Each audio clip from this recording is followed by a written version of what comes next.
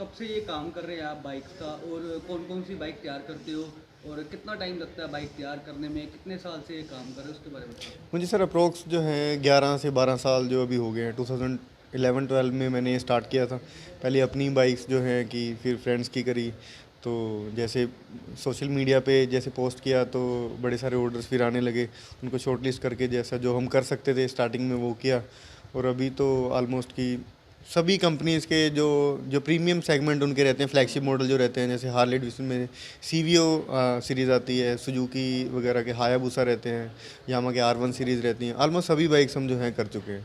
Sir कितने तक की बाइक की कॉस्ट होती है? मतलब सबसे हायर कॉस्ट की बाइक अब तक कौन सी आपने तैयार की है और वो किसको सेल की थी? कितने में बिकी? जो ओनर का तो मैं नाम नहीं डिस्क्लोज़ कर सकता, पर जो जैसे कस्टमाइजेशन में इसमें कोई लिमिट नहीं होती। जैसे हम ऑनलाइन कई बार देखते हैं कि जो अरबियन कंट्रीज़ में वो गोल्ड की बाइक बना लेते हैं, तो इसमें कस्टमाइजेशन में लिमिट कुछ नहीं होती कि आप डायमंड स्टड करवा लो अपने अलॉय व्हील में, वो करोड़ों की हो जाएगी। तो प्रैक्टिकली अगर मैं अपनी बात करूँ तो जो मैंने करी हैं तो डिज़ाइंस के अकॉर्डिंग वो अप्रॉक्स 20 लाख रुपीज़ तक या 25 लाख रुपीज़ तक भी, जैसे उसमें ऐड ऑन कुछ हो जाएंगे तो हम जो है ये कर लेते हैं ऐसी बाइक्स। सर कहाँ-कहाँ तक बाइक बिकी आपकी अब तक? कहाँ-कहाँ से ऑर्डर आते हैं? जैसे पहले 2-3 साल तो जैसे इंडिया लेवल पे ही हमारा काम था, पर जैसे जैसे थोड़ा इनलार्ज होता गया तो मोस्टली कनाडा और अमेरिका और दुबई, ये 3 कंट्रीज़ में हमारा जो मतलब प्रीमियम सेगमेंट जो कस्टमर हैं वो इन कंट्रीज़ में है। सर कोई बॉलीवुड और कोई और सितारा भी लेके गए हैं बाइक अपनी? हाँ बिल्कुल, वो भी लेके गए हैं, पर सेम उनके जो मैनेजर रहते हैं, जो पार्टीज रहती हैं उनकी जो आगे वो कंसेंट एक साइन होता है हमारा कि हम उनका नाम अगर वो नहीं चाहें तो हम उनको नहीं कह सकते कि हाँ वो मूवीज़ में भी गई हैं, साउथ की मूवीज़ में भी गई हैं। किट्स हमसे बन के जाती हैं, वहाँ जाके वो असेंबल जो उस पे करके फिर अपनी मूवीज़ में यूज़ करते हैं, पर उनका जो है डिटेल नहीं है हम दे सकते आपको। तो पंजाबी मूवीज़ और बॉलीवुड मूवीज़ में भी यूज़ हुई हैं हाँ, आपकी? बॉलीवुड मूवीज़ में यूज़ हुई हैं, पंजाबी मूवीज़ में नहीं यूज़ हुई। कारण क्या है कि पंजाबी मूवीज़ के जो मतलब जो मीडिया हाउस वाले जो इनके आगे कॉन्टैक्ट करते हैं, उनका एक सिस्टम रहता है कि उनको रेंट पे चाहिए होता है व्हीकल। बजट उनको के मतलब हिसाब से। हाँ, 2-3 दिन के लिए, 4 दिन के लिए। पर हमारा जो बिज़नेस मॉडल है अलग तरीके का है कि हम रिक्वायरमेंट समझ के उसको पूरा डिटेल से डिज़ाइन करके फिर हम उनकी रिक्वायरमेंट के अकॉर्डिंग सेम व्हीकल उनको प्रोवाइड करते हैं। वो रेंट पे नहीं हम दे सकते कि उनको दे के फिर हमारे पास तो ऐसे उसका कुछ है नहीं यूज़। तो इस कारण से पंजाबी जो इंडस्ट्री में हमारी नहीं गई, तो बाकी जो है ऑल ओवर जो सर ये है तो जा प्रोफेशनल रही है। लाइफ की बात होगी, अगर उससे पहले की लाइफ की बात की जाए, क्या आपकी स्टडी रही है? परिवार में कौन-कौन है? कैसे ये शौक जागा उसके बारे में थोड़ा बताइए? जो पारिवारिक बैकग्राउंड जो है सारे मेडिकल जो है हमारा बैकग्राउंड है। पापा रेडियोलॉजी में हीरो ग्रुप का डीएमसी हॉस्पिटल है वहाँ पे रिटायर हुए हैं जॉब करके, अभी एक चैरिटेबल हॉस्पिटल में चले जाते हैं। तो ब्रदर मेरा जो पीएचडी है माइक्रोबायोलॉजी, उन्होंने अपना लैब का सेटअप किया हुआ है। सिस्टर मेरी जो है डॉक्टर है, पीजीआई में है, वो जीजा जी भी डॉक्टर हैं। तो मेरा भी जो है इन्हीं के साथ, जैसे मैं सबसे छोटा था तो देखते देखते वही बुक सारी मुझे भी पढ़नी है। तो मेडिकल वाली जो हैं +1 +2 में पढ़ाई करी। तो फिर आगे जब जाके देखा, मैं कहा यार ये तो कहीं और ही पहुंच गए, ये तो जो है फार्मेसी आ गई। पहले तो चलो चलते गए, अब देखा कि चलो पढ़ाई तक तो ठीक रहता है, हंसी मजाक चलता रहता है, यार दोस्त होते हैं। पर जैसे ही पढ़ाई ख़त्म होती है तो आप इंडिविजुअल एक वर्कर बन जाते हो। चाहे आप कहीं भी किसी इंडस्ट्री में जाओ, आप जो जॉब है करनी है। जॉब करनी पड़ेगी, आपका कोई बॉस होएगा, आपको आंसर देने पड़ेंगे। और जो आपको पसंद हो ना हो, 9 से 5 आपको वो जो टास्क दिया जाएगा वो ख़त्म करना होगा। तो मैंने देखा यार ये तो थोड़ी उलझन हो गई।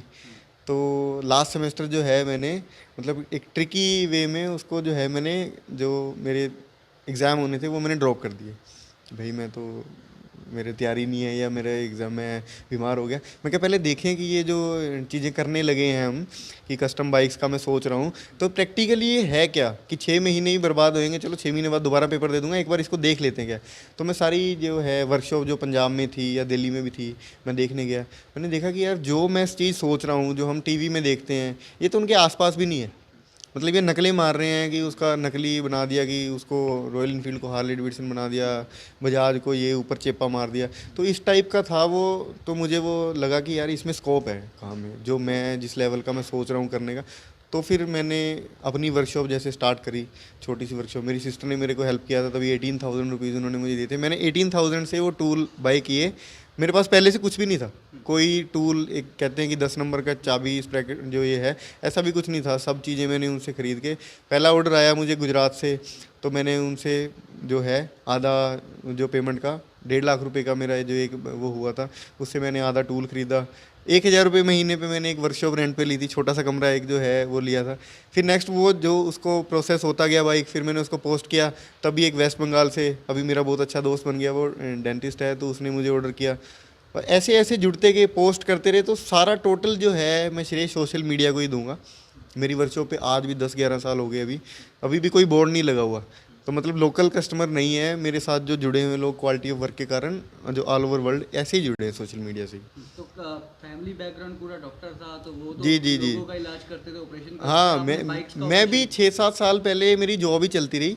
लास्ट ईयर अप्रैल में मैंने रिज़ाइन किया। पहले मैं डीएमसी हॉस्पिटल में रिसर्च एंड डेवलपमेंट में रहा, तो हेपेटाइटिस सी का वहाँ पे रिसर्च चल रहा था। उसके बाद मैं मार्केटिंग डिवीज़न में आ गया। तो ये करते करते जो है 7 साल, मतलब यही नहीं समझ आ रहा था कि 2 तराजू चल रहे हैं, 9 से 3 वहाँ, 3 से 9 यहाँ, कि कौन सा पलड़ा भारी है, किधर जो ग्रोथ ज़्यादा नज़र आएगी। इस side। हाँ, कोविड में मैंने देखा कि कोविड में ऑलमोस्ट सारी चीज़ें बंद हो गई, जो मेडिसिन्स वाला काम बंद नहीं हुआ। तो मन जो है वो ऐसे हो गया कि यार ये काम जो है मेडिसिन्स वाला ही सही है, कि इधर नहीं जाए।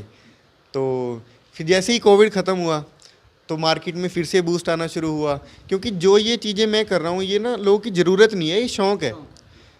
कोविड में क्या हो गया था, सब लोग ज़रूरत की तरफ भागे कि आटा दाल चावल ये वो सब इकट्ठा कर ले, तो इसमें थोड़ा डर पैदा हो गया। तो उस टाइम मुझे मेरे वर्कर्स जो थे 8-10 वर्कर, उनको भी मतलब ऑक्सीजन मिल नहीं रही, ऑक्सीजन सिलेंडर नहीं आ रहे, मेटल नहीं मिल रहा, उनको सारा मेंटेन किया। तो ऑलमोस्ट जो है एक काफ़ी जो पूंजी जमा करी हुई 3 साल से, वो जो है सारी डिल्यूट हो गई। पर जैसे ही कोविड ख़त्म हुआ, लोगों के वीज़ा खुले, बाहर गए, सब लोगों को एक हुआ कि यार ज़िंदगी है तो अपने शौक़ पूरे किए जाएं। तो फिर एकदम से दोबारा बूस्ट आ गया, और जो है हंसी खुशी। आपने शुरुआत की थी, हाँ, 18,000 से शुरुआत तो की। अब कब तक, कहाँ तक बिजनेस? आज की डेट में अगर मतलब हम खाली इन्वेंट्री की बात करें, अप्रोक्स 2 करोड़ रुपए के तो बाइक यहाँ पे खड़े हुएंगे, जो हैं ऑलमोस्ट। आगे का क्या टारगेट है? जैसे हॉलीवुड फिल्म है, जैसे बहुत सारी फास्ट एंड फ्यूरियस जैसे फिल्में बनती है, चाहे धूम फिल्म हमारे जी इंडिया जी में भी हुई जी। थी, तो उसके लिए है कि उसके लिए हाँ, एक्चुअली जो वो रहते हैं, वो मीडिया हाउसेस जो डील करते हैं उन लोगों से, वो बड़ी इंडस्ट्रीज़ रहती हैं। पर नो डाउट हम उस सेगमेंट में एंटर कर चुके हैं ऑलरेडी। अभी क्या होता है, हमारा उन मूवीज़ में भी नो डाउट जाते हैं, पर वो थर्ड पार्टी के थ्रू जाते हैं। हमसे कोई और लेता है, उस पर अपना लेबर लगाता है, फिर जो आगे जो है प्रोडक्ट चले जाता है। अभी नियर फ्यूचर जो आगे हम प्लान कर रहे हैं कि अभी आगे कनाडा में जो है हमारा एक स्टोर जो है छोटा सा ओपन करेंगे, कि जो बोल्ट ऑन टाइप्स के पार्ट्स हैं, जैसे हार्ली डेविडसन की किट्स हैं, तो वहाँ भी वो बाइक है, यहाँ भी वो बाइक है। हम यहाँ से मैन्युफैक्चर करके और वहाँ पे जो स्टोर ओपन करेंगे, और देन अगेन जो है हॉलीवुड वगैरह में वो किस धीरे तरह धीरे का चले customize जाएंगे। करते हैं? क्योंकि हमने टीवी पर बहुत देखे हैं, बहुत सारे क्या होते हैं कि कुछ नकल दिखा ली, कोई डिजाइन हॉलीवुड का मतलब चोरी कर लिया, कोई इंटरनेशनल हमारा जो टोटल रहता है कि कस्टमर डिपेंडेंट जॉब रहती है, कि उसका एक विज़न एक कस्टमर का रहता है कि मुझे इस तरह का चाहिए, मेरी बाइक जो है इस तरह की दिखनी चाहिए। तो उसको हम जो है एम्पलीफाई करते हैं, डिज़ाइन जो है स्ट्रक्चर बनती है, उसको 3D में बना के कस्टमर को फिर सेंड करते हैं। फिर उसके कलर की डिसाइड होता है क्या है वो, मतलब जो रेप्लिका हम करते हैं, पर रेप्लिका प्रेजेंट व्हीकल्स के नहीं करते कि आज की डेट में कोई दूसरा मोटरसाइकिल भी आ रहा है उसकी नकल बना के सस्ती बना दो, ऐसा नहीं। हम रेप्लिका करते हैं उनकी जो आज से 100 साल पहले जो है मतलब डिस्ट्रॉय हो चुके व्हीकल। जैसे रोल्स रॉयस 1904 की है, कोई हार्ले डेविडसन का फर्स्ट मॉडल है 1910 का है, उसकी जो है मतलब कलेक्टिव वैल्यू बहुत ज़्यादा है। कहाँ से? उसके लिए बाहर से आपको लाने पड़ते हैं, क्योंकि इंडिया में क्या अवेलेबिलिटी नहीं नहीं, वो तो मिलेगा ही नहीं, वो तो टोटल स्क्रैच से बनाना पड़ेगा हमें। मतलब सिंपली मैं ये मानूँ कि जो वो इंजीनियर जो हार्ले डेविडसन वाले जिस टेक्नोलॉजी पे वो 1910 में थे, हम आज वहाँ पे हैं, मतलब अभी 100 साल पीछे हैं। तो 1910 में जैसे उन्होंने बनाया था, हम वही प्रोसीजर फॉलो करके हम आज बना के वो देते हैं। पर उसकी कलेक्टर वैल्यू जो है बहुत ज़्यादा होती है, वो करोड़्स में होता है मोटरसाइकिल।